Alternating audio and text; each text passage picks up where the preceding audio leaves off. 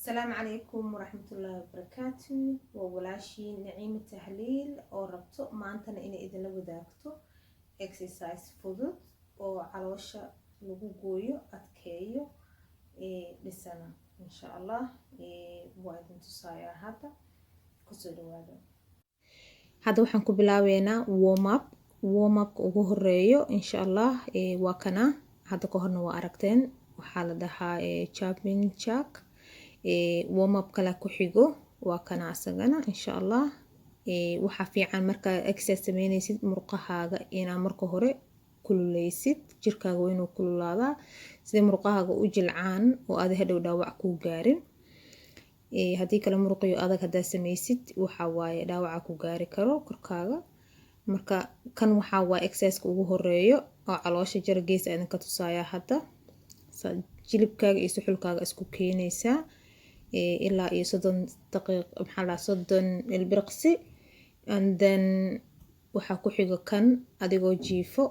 asagana 30 ilbiriqsi ayaa sameynaysa dhabarkaaga waxa ku xigo kan ina gurguurinaysa camal gacmahaaga ku istaagi jilbahaaga la laabe haddana waxa ku xigo kan kale lugahaaga kor geynaysa straight ayagoo ah waa soo celinay tartiib dhulka u keenaysa mid kasta aad sameynaysid 10 second aad nasanaysa dhexda in between 10 second aad nasanaysa mid kasta hadda waxa ku xigo plank suxuladaada dhiganaysa dhabarkaaga inuu sinaado waaye farahaaga foodooda ku istaagay kii hadeer oo plankiga ah oo gees ah waaye haddana geesuhu ka dhameynaya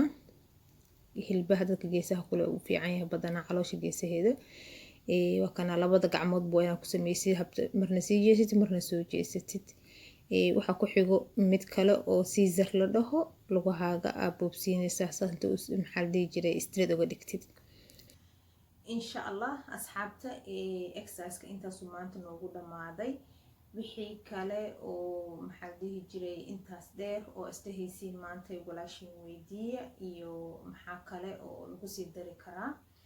insha Allah waa la soo socodsiinaya exercise kana intaan uu ka adag yahay hadii aad rabtid calooshaada inaad jartid because hadda waxa idin tusay waa bilow kaliya wax yaraan idin tusay exercise kasta oo aragteena waxa waa kiiba inaad 3 jeer ku soo celisid 30 second sameynaysa 10 second nasanaysa haddana 30 second sameynaysa